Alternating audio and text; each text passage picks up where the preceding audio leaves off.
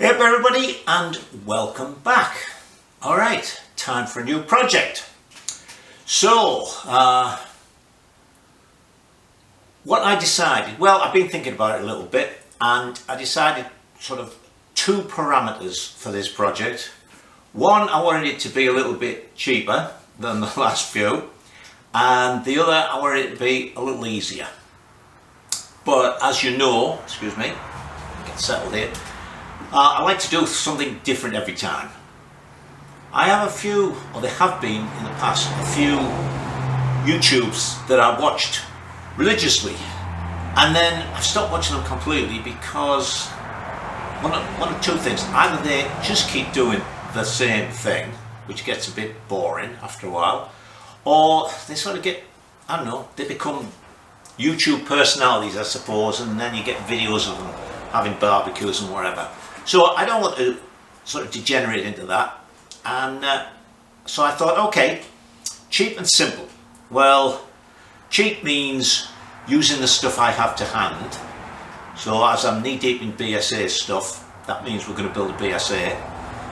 And simple means we are not going to, there's a lot of traffic today, I don't know why. We're not going to build a road bike.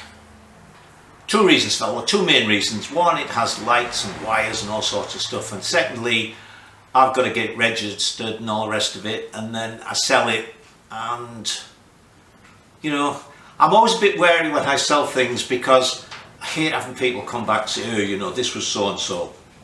So we'll just stay away from that. So it looks like we're going to build a BSA trials bike. Alright, so as I say, I like things to be different. So my first thought was, oh, we'll build a frame for it. And I thought, no, that's not simple.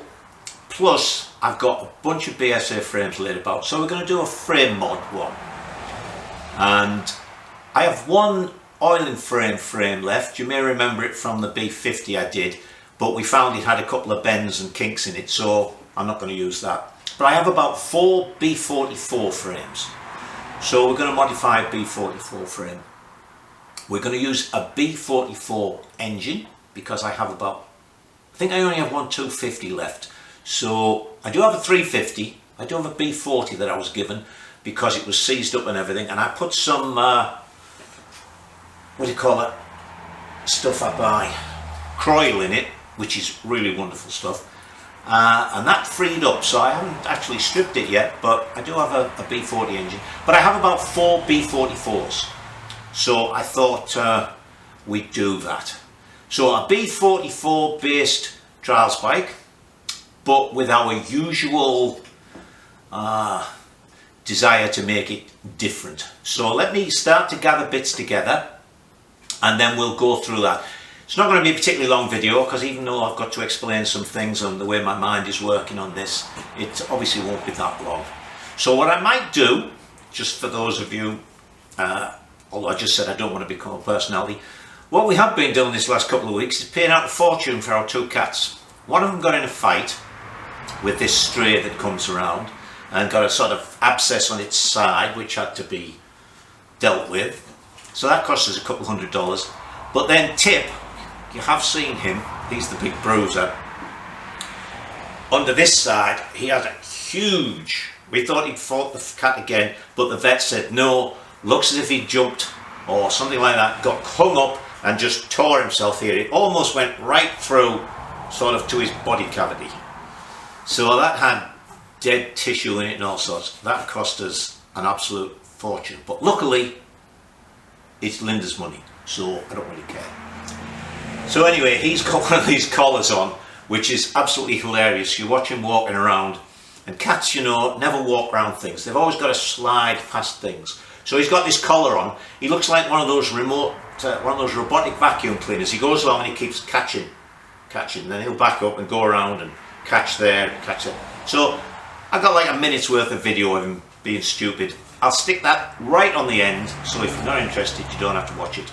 So let's gather some B44 bits, and we'll talk about what we're planning to do over the next few weeks. Right, well, so here we have a B44 frame. Based on the Victor frame.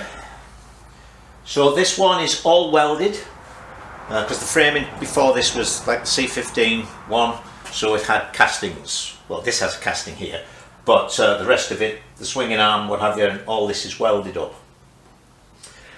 So, in amongst the credits, there's a Triumph that I built, and that has got this frame as well, because it's a TR, let me just move this seat, it's TR25W that we made it out of.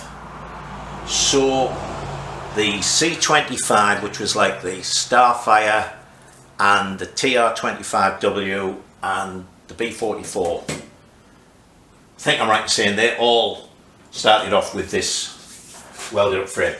This frame actually designed, if you go back to a C15S, and maybe no, not the T as well, certainly the last iteration of the C15, the Scrambler one, had this type of frame, I think, because I seem to remember having one. Anyway, I'm waffling again. So this is the frame. This is actually off an Enduro. It's a B44E, number 1578. And it's got a couple of interesting things. It's got an extra piece in here. Now it's a bit rough cut, so I'll say a lot of traffic today. Oh, and last night we had a thunderstorm go over, and I guess we had a lightning strike very close to, because there was the most enormous bang. Woke us up, woke George up, shook his house even, and I got up and had a look around because I thought the petrol station at the bottom of the hill had blown up. It reminded me of when I was in Saudi Arabia, up near the Kuwait border during the Kuwait-Iraq war. We had a Scud missile land just behind the house. That was interesting. That rattled the windows and all the rest of it. There was a big flash. Anyway, so again, I'm waffling. So it's got this piece like a, it's more than 1/4 inch. It's 3/8 inch plate welded in here, and it has over here another piece of square plate welded in. That's only 1/4 inch. So I don't know whether they were put on the Enduro ones or whether somebody's added that. I don't know enough about it. So when I did the Triumph, I found that this was double walled. So what we're going to do is we're going to get radical with this. Now the big problem with this for trials is that with the oiling frame one, this tube is a straight line from there down to here, so it's very slim. These, as you can see, come outwards. Now funny enough, the first BSA I built, I was going to put a B40 engine in, but the carb on that doesn't come straight back, it's at an angle, and it wouldn't fit in because of the tubes on the B25 frame were narrower there. But this is too wide, we don't want that. So we don't want this heavy tube. So we're going to do very similar to the oiling frame. Right? We'll take this plate off, both sides. We're going to remove entirely this and this entire back loop, and we're going to cut these out right down to here. Now you can see there's a cross piece there and there's a cross piece there with these solidly welded on rear engine plates. So I think we're going to do away with them as well. What we're going to do is, we'll cut all this out. We'll cut this off down here at an angle so we carry the slope of that, and we'll sort of plate the end. That'll make it look nice. Then we're going to get a piece of our 1.5 inch chrome moly, 16th wall, and we're going to put a bend in it here, a bit like the Otter and the Enfield frame. This won't be here. We're going to take it right down and weld it to this crosspiece, or bronze it to this crosspiece. We're not actually going to use this frame. This was just the handiest frame for me to grab hold of. So we'll have a nice new tube. We'll do our usual thing and bend this in a little bit to get us to our nice 24 degrees that we like, which just seems to work fine. It helps us turn tightly. It's not too much that it tucks underneath when you're sort of descending, because as I've mentioned you know, I have queries about all this angle and that angle. When we do these angles and these lengths and everything, it's all static. So if I've got 24 degrees when this is stood there, that's what I've got. But on a heavy braking or going downhill, when the pressure's on the forks and the forks shorten and the wheel brace shortens and the head angle changes in relation to the rest of the bike. So 24 degrees just turns out to me to be a perfect compromise. So while we've got all this cut off, we'll pull that round to our 24 degrees. Then we're going to put a new piece in here which will go all the way there in one piece. We'll bend it down and that will weld to that cross piece. Then we'll have new pieces in here which will go to it. Alright, so these, with having a seat pillar type thing, these are going to be completely redundant. Now, I do like this type of thing because it gives you so much space here. It makes it a lot easier for things like air boxes and stuff, as you've seen. You saw what we had to do with the Enfield in making that thing come around and all the rest of it. But we should be fine, I think. Swinging arm is mounted on these plates. Hang on, I'll bring it in a bit closer to show you that. So the swinging arm is actually mounted on this plate here that carries the pillion footrests. It's just bolted to the frame there and there, which is very nice because that means we can make this, we can remake this if we need to be, for the footrests to go on. We'll just do away with all that. If need be, we'll add a little piece. That will make a mount for the footrests and the brake pedal. The through piece that the swinging arm pivots on is actually like the B25. It's welded in one side. You remember on the B25 the snail cam thing, it was welded onto one of the snail cams and the other one came off. So it's just the same on the other side. This plate is actually cut away around like that and there's a nut on. So we have nice plates, we have nice mountings. That's for the brake pedal, of course, which we'll probably do away with because we actually need the brake pedal back here. But this is going to make it so much easier. Without that there, we can move these around a little bit. You know, we can move where these holes are. I could remake it, whatever we want to do. So that's going to be nice and easy for mounting the footrests and stuff. So that's what we're going to do to the frame. We'll shave a bunch of weight off it and we'll make the headstock at the right angle. I think the wheelbase will be pretty good.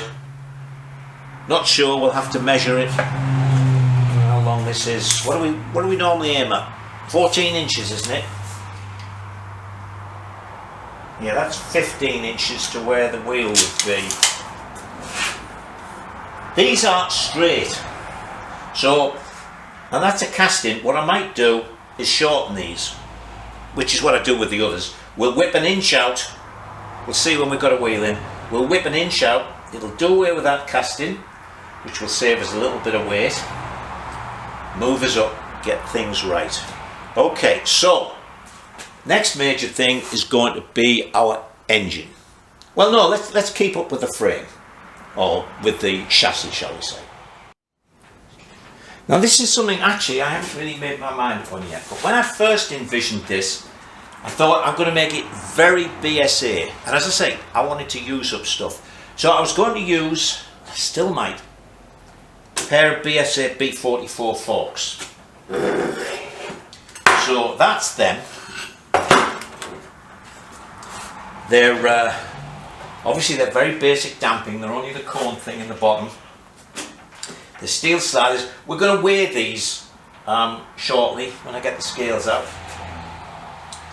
But the beauty of this is it fits both our parameters. A, it's cheap because I've got them, and B, it's simple because they'll fit straight into the headstock on the frame. The downside is the weight. As I say, we're going to weigh them in a minute. These actually, because they have steel sliders, you know when you have alloy sliders, the stanchion is just a close fit inside the slider. With the steel ones, they always have bushes bronze bushes. There'll be one bronze bush here which is pressed into the slider, and on the end of the stanchion there'll be another bronze bush down at this end.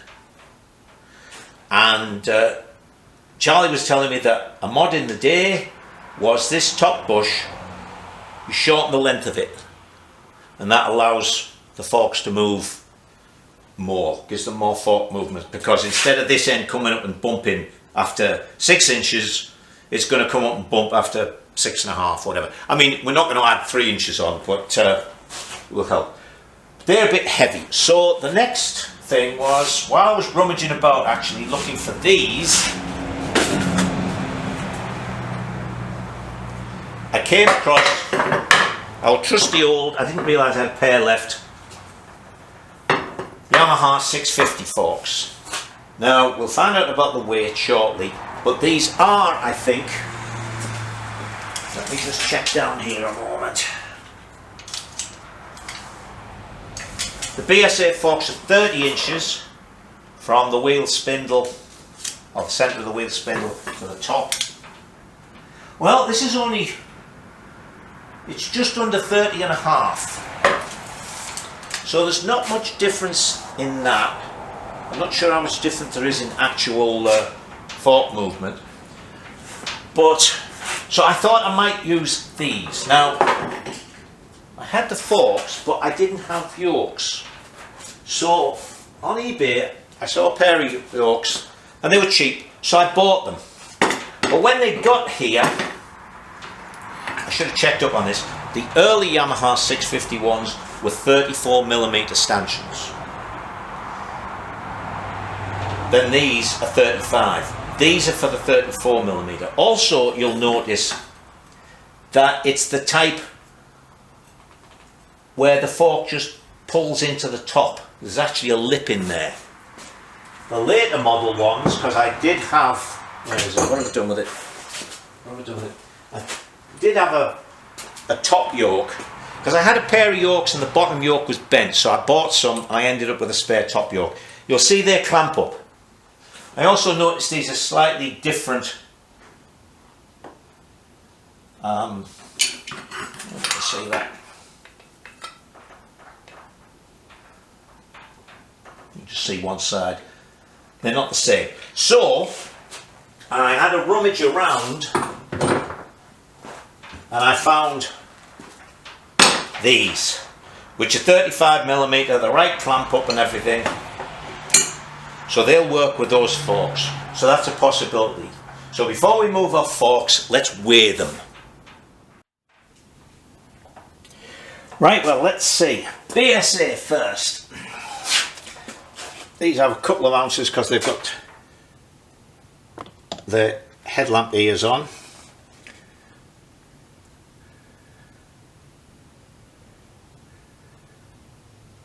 Let's say 26 pounds.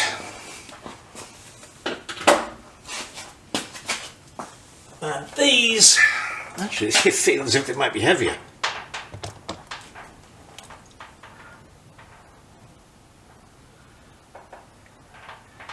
No, 24.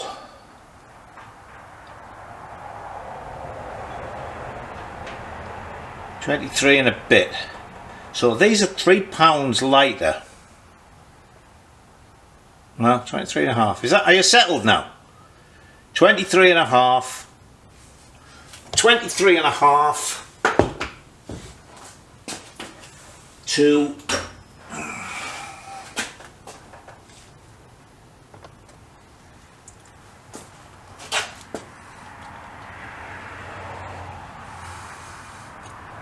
25 and a half. 2 pounds difference. 2 pounds difference. Alright, let's think about that. So the last thing with rolling chassis is going to be wheels. Now, just mentioned that couple of pound there. I'm not honestly, well again I haven't made my mind, going mad about making things incredibly light this time. As I say, I want to make this very BSA-ish. Alright, so fortunately a friend had a pair of Cub wheels. So there's the front one. I hope this is all in frame. So I've been amazed at how well these brakes work. I know people, I've always wondered why everybody wanted to use them at home for pre-65. I put these on my standard Enfield, which as you know now weighs 273 pounds. I have a Bantam one on the front, which is basically the same as this, and a Cub on the rear, and they work really well. So obviously this is going to be, I've got the wheels, but really I only want the hubs, because this is, what is it? What size did they have on these? Looks like it says 19 there. So this is a 19-inch rim. Obviously I want a 21-inch rim. So rim and spokes, there's $350 for an alloy rim and spokes. So there's $700 for the wheels. Now the back wheel, actually I also need a brake plate for, but this has exactly the same problem as the brake drum that I have on the standard Enfield, in that most of the mountings for the sprocket are broken. Let's see. In fact, there's only one that isn't broken. The rest are all well broken off. So I don't know if, for those of you who didn't watch the Enfield, what I did when I had the hub, because again this has got to be, this is what size? This does have an 18-inch rim on it, but I don't want a steel rim. Plus I'll probably be making this hub wider, the same as I did for the Enfield, because it's a very narrow hub. So we widen it about an inch, so that would mean the spokes wouldn't fit anyway. So what I did was, say I widened the hub, but I put this in the mill, and I milled these down virtually to the bottom. You see that one there, I hope you can see, is virtually broken right to the bottom. So I milled them all the way down, and then I made some steel pieces, just like a steel sleeve sort of thing. Bolted them on, drilled them, bolted them on, because these would then have a nice flat edge to them. And then, because this is cast steel, I didn't really want to weld it, so they were bronzed on. And the bolt held them in exactly the right place. It's worked perfectly. So that is our complete rolling chassis. Obviously we're going to need tyres, so there's another couple of $100.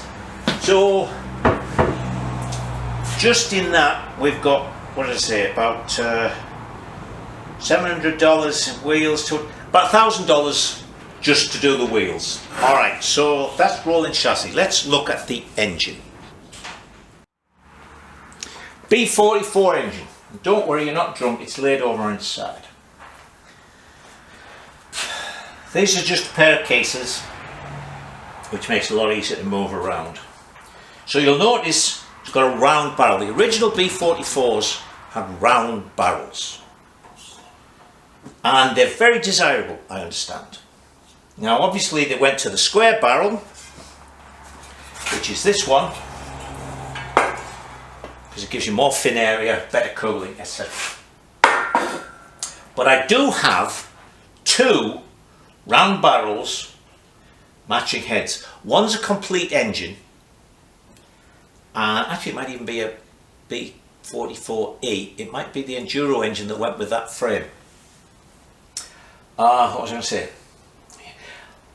But then I also had, I did some work on a B44 that was pretty clapped out, and you know the BSA pistons are $200 odd here. They're the most expensive pistons I have to buy. In fact, when we got the pistons made for the Henderson, for those of you who keep asking, I don't have any updates on how the engine is coming along at that specialist fella. He was supposed to be starting it last September, so I don't know, I'll have to have a word with Jim. But that was only $200 and something, $210 specially made. So $240 I think they are for a piston. So anyway, what I was going to say is it needed reborn, all sorts of stuff, but I had a really nice barrel and head square, so I said to him, I tell you what, why don't we just do that, it'll save you some money. And I ended up, because I was thinking, oh, I wouldn't mind that, I ended up with a round barrel and matching head. So this is almost what got me thinking about it being very BSA-ish. I was thinking with the BSA forks in, just the modified BSA frame, Tiger Cub wheels, a round barreled engine would look very nice. Alright, so I'm thinking of doing that. It just gives it, you know, this time, as I say, I'm not going to make it incredibly light. It'll probably end up being for the team if I can find a rider for it next year. But I think I'll do it with this. So what? Hold on a second. Perfect timing as usual with that compressor. Okay, so where was I? I actually just let it run till it was back up to pressure. Okay, so we're going to use a B44 engine. Now, Victor Specials are very popular in the US. You don't see many B40s, but there's lots of Victor Specials, of 441s, and more Victor Specials than you see, what do they call the ordinary road one, with the Starfire shaped tank? Shooting Star, no? I can't remember what they call it here. They use different names, so it often catches me out. So there's quite a lot of them, and the only few BSA trials bikes I've seen here all had Victor engines. And I've ridden one, I think I've ridden 3 of them. And because this Victor engine, it's called Victor for a reason. It comes from, you know, it was very much based on the Scrambler. So I didn't find the engine really suitable for trials at all. So if we're going to use this, as well as the frame mods, we're going to do a couple of things to try and make this a little more trials friendly. Okay, so this engine, I think I'm going to use another pair of cases because I've got a couple of damaged. This is a B44B, and I'm not even sure what a B44B was, but it's got 2 broken. That one will be relatively easy to fix, but this one being next to the boss might be difficult. So I think I've got a couple more, well, I know I have a couple more sets of cases. One set of cases I actually have a title that goes with the number. See, this is B44. It is a Victor Special, so that's a later model crankcase. I'll see what I've got in the way of crankcase, because I should have a set that actually match the round barrel. So, also with this, as you can see here, this head, that's completely broken out. So it's easily repairable, but I have another head we could use for this project. So what are we going to do to make this a bit more trials friendly? Well, 2 major things, if you like. As with the Triumph and my 300 conversion, we're going to use a different piston. Right, I'm going to bring you in closer here. Alright, the B44 I think has a 9.5 to 1 compression ratio, and that is a B44 piston. See the dome on it. As I say, these were meant to be a reasonably performance oriented engine. Right, now, as you know, we can lower the compression as we did with the 250s by putting a plate in underneath the cylinder, increasing the head space, lowering the compression ratio.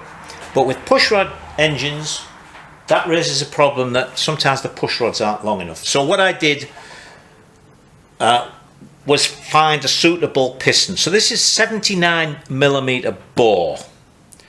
So I started to research, and I actually found a Yamaha outboard motor engine from the 90s, which was 79mm bore, and it was flat topped. It looked to be good.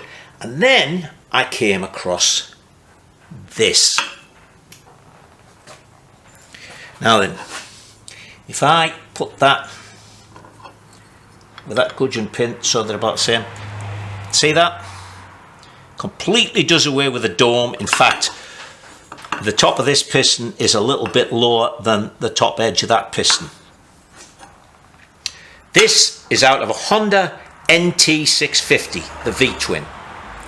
Been down to the Honda dealers, who, as with most modern bike dealers, were a complete waste of space when you've talked anything technical to them.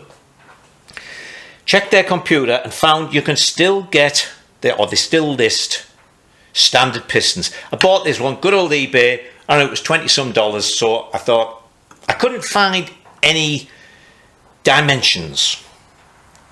They seem to have redone the website for Wiseco pistons. You used to be able to look things up on that and get all the dimensions, the gudgeon pin, everything, you know, the deck height, compression height, whatever you want to call it.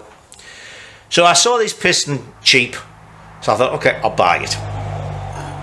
And then I found out that, you know, really nice flat top, get the compression fine.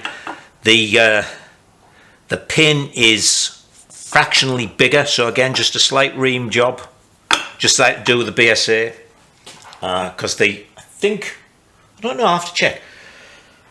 I think the 441 just has the gudgeon pin running in the alloy conrod, not like the Triumph that had bushes, so I just made undersized bushes for that to fit the bigger pin rod, or it might have been the other way around. Anyway, that's the piston we're going to use. Now then, as I said, this is just a cheapy piston, so it's a bit worn. But what I've found is, I'm going to pull you out again a little bit, so hold on to your chairs.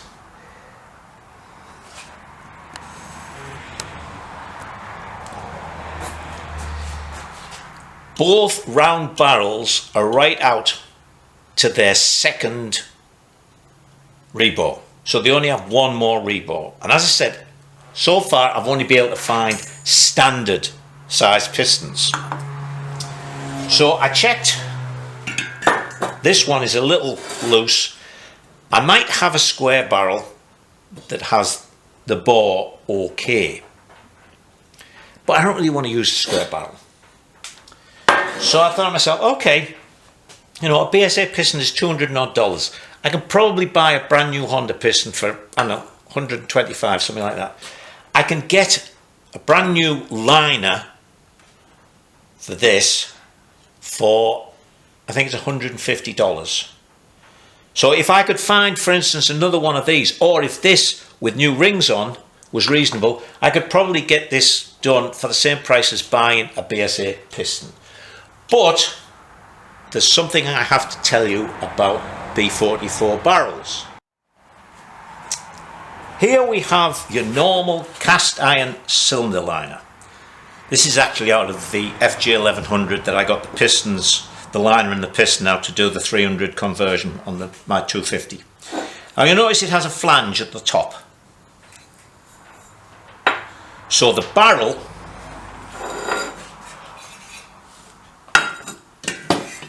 would normally have a recess at the top for that flange to drop down into.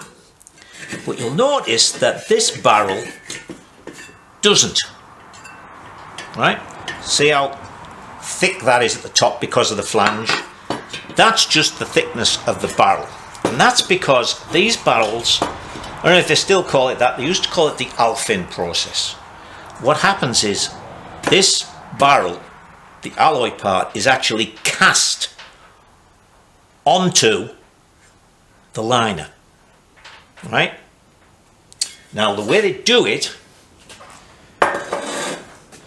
is, instead of having a flange here, a little bit down, not very far down, there is a flange if you like, but it's more like a collar that goes around here, like a little ring. If you can imagine a piston ring on there. So that when this is cast into the cylinder, that stops the liner moving. So what it means is, with one of these, you heat your alloy barrel.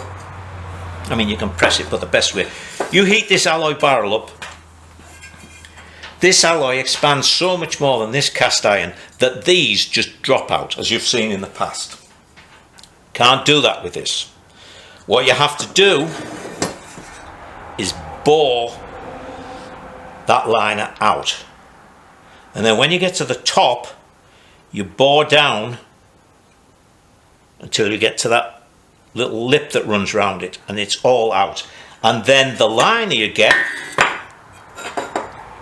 this lip is thick enough to go right down to where that cast-in ridge was.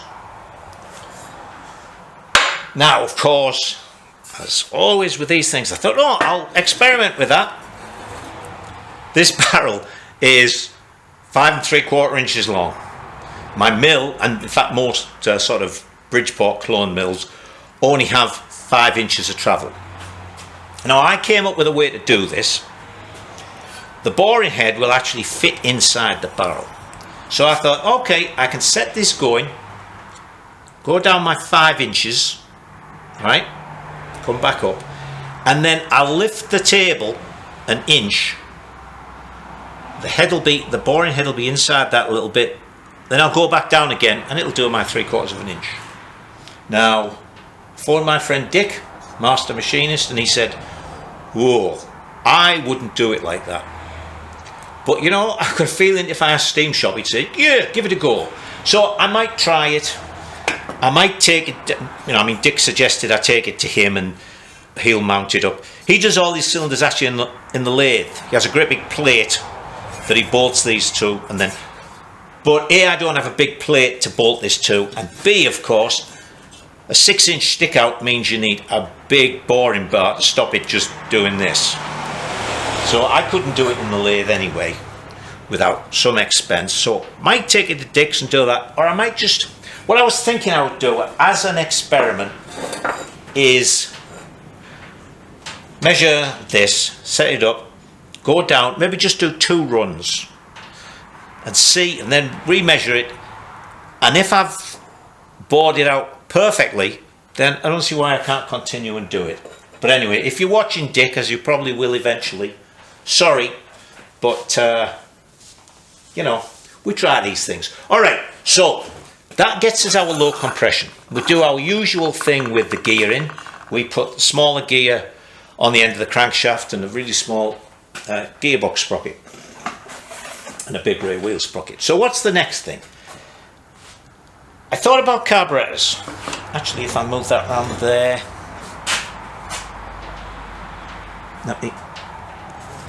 oops, there you can see that broken thing better. What I will do is I'll let you stainless steel for this. You can see half the threads there. We'll really clean this back, get rid of it all, and then we will basically thread in a stainless steel stud, or by the time that's ground away I might just be able to drop it in there, and then we'll build the bronze, it's not bronze, we'll alloy weld it up. Well, the alloy won't stick to the stainless steel. We'll should be able to just screw that back out. Remember I did the head on one of the heads, I think it was on the Indian Trailblazer, and the thread, the spark plug was damaged, there was a chunk missing, and I screwed the spark plug in from that side, built it all up. Can you see that? Just about. Built it all up, and then just screwed the spark plug back out. And it not only sort of stops it from falling in and everything, but the thread was there. Then I ran the spark plug tap through. It was done perfectly. So that's what we'll do with that. Alright, so what's our next thing? I got thinking about carburation. And again, just a sort of cheapy knockoff as an experiment. Hang on. We're going to try using a CV, constant vacuum carburetor. Now these, of course, generally the type you have on when you used to have carburetors on cars. You see a lot of these on Japanese bikes, or early Japanese bikes. Sort of what we'd call cooking type engines, if you like. Because the big thing about a CV carburetor is, if you don't know a CV carburetor, in here it's got a very thin diaphragm which is fastened to the edge of the carb body, and also on the inside is the actual throttle slide. Throttle slide you can see in there, right? Now the cable which goes on here doesn't work the throttle slide the way it does on an ordinary carburetor. It has, you can see that, a butterfly valve. So when you open that, you get, for want of a better term, manifold vacuum, right? This has a passageway drilled up into the top, above the diaphragm. So when you get manifold vacuum, you reduce the pressure in here and the slide goes up, carrying the needle with it. So the slide would go up. Now what this does is it isolates throttle slide movement from the actual twist grip. So in other words, on an ordinary round body, you slap the throttle open, throttle slide jumps up, needle jumps up. Suddenly, no matter what the engine's doing, you're giving it the chance to have masses of fuel going. This won't do that, because when you whip this open, doesn't matter if you go right to fully open throttle, the slide only moves as much as the engine basically requires it to do. Now, these are generally taken off an ordinary round or flat slide cars we're on because they're not brilliant at the top end. But this is a trials bike.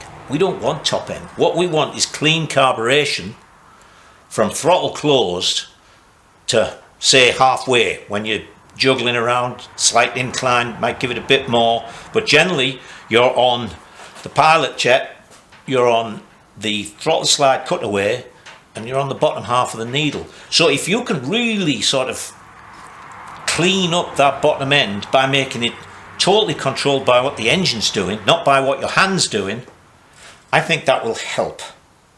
And certainly on a sportier engine. So we're going to try it. Again, it was eBay job, I think. And it was only, I don't know, $40, something like that.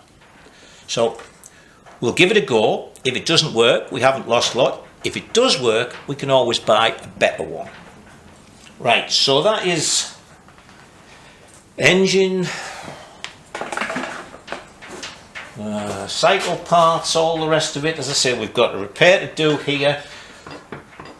We've got to, I think I want to use the round barrel. So we've got to get ourselves a liner so I can measure it and either go to Dick's, or what it's April now, by the time we get round to that, Steam Shop will be back and we could do it on his proper cylinder boring machine.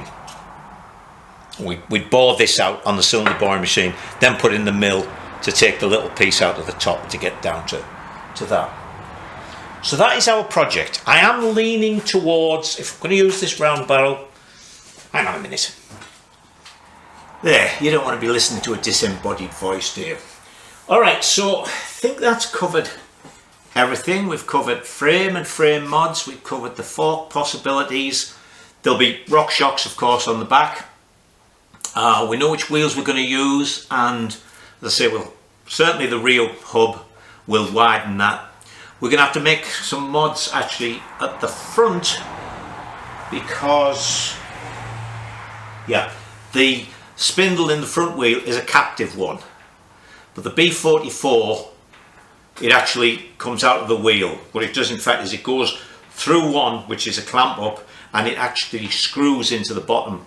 The other fork leg's threaded at the bottom. So, what was it? When I put, no. Oh, I've done this mod. Maybe with the C15 that I did for my friend when I put the different wheels. Whatever, anyway, we'll have to do a little fit up there to get that into the BSA forks if we use them. Actually, it would be the same with the Yamaha forks because that's a through wheel spindle. So that's frame, forks, wheels, rear suspension units. I of course will make an alloy tank for this one. The shape will be a lot easier, I think, so we'll try and make it a little bit better. Although the more I look at the one on the Enfield, now it's all polished up and on there, it does look quite nice. I didn't make as bad a job of planishing it as I thought I had. Then we'll also of course have to make an alloy oil tank for it. And we'll see what we're going to do about an air filter. Maybe an air filter box. Excuse me, I feel as if I've got something in my eye. God, I thought of something else there now. We'll make an exhaust for it. We'll do the high level exhaust. We'll make it the same as we did for the Enfield, as that came out all right. And you know the couple of mods we're going to do on the engine. Not a lot. The different piston, which will mean a mod for the gudgeon pin and the carburation. And that will be it. I just thought of something else. What else did I think of? Frame, forks, wheels. As I say, we've got to widen the rear hub certainly, do the repairs for those broken studs. I thought of something. Oh, we'll put electronic ignition on it. We'll put another Electrex World on. So, you know, I talk about cheap, can't be that much. As I say, it's going to be $1,000 for the two wheels with tyres and wheel bearings and spokes and everything. It's going to be about $400. You in the UK will have to keep exchanging this. I don't even know what the rate is at the moment. Hang on, let me just move that. That's going to fall off there. $400 for a pair of rock shocks. $300 and some for the Electrex World, even with a couple of bits and pieces. Well, liner and what have you. See, so there's a couple of $1,000 there, which is why I can't build these and sell them in the States, because a couple of $1,000 is a lot for a bike here, particularly when it's not an SWM or something. So anyway, that's the project. I don't know whether to try and use the jig that I use for the B25 oiling frames. I think I used that to build that Triumph. Can't remember. We'll have to have a look at that. If not, we'll rig up some clamps and stuff on the other frame. In fact, the first of those BSA engines that BSA trials bikes I built, I just made up a piece that bolted into the front and rear engine mountings on the frame to hold that so it couldn't move while I cut all the top out, because I knew as long as the engine mountings were right, the engine would go in and the rest wasn't a worry. And as I said, the other thing with modifying a frame is we don't have to worry about steering head to swinging arm relationship, you know. Everything is going to stay in the right plane, so we're fine. So we'll do that. As I say, it'll be a bit easier. Probably won't be that much cheaper, to be honest. Although, of course, the Enfield engine certainly cost a fortune to rebuild. So that's our next project. And I am going to knock off now. This is actually Saturday afternoon. This is the first chance I've had to come out and do this, because I had to remake the entire rear bumper on my old Toyota pickup, because it looked a bit rusty, and I got hold of it one day and pulled it, and a great big, this entire chunk in the centre that carries the lights for the number plate and everything came out. So I had to do some sheet metal work. So I spent a couple of days doing that. But you don't need to know that. Anyway, so that's it. As I say, there's going to be a minute's worth of Daft Cat video for you to watch if you want to. If not, until next week, you stay safe and enjoy yourselves.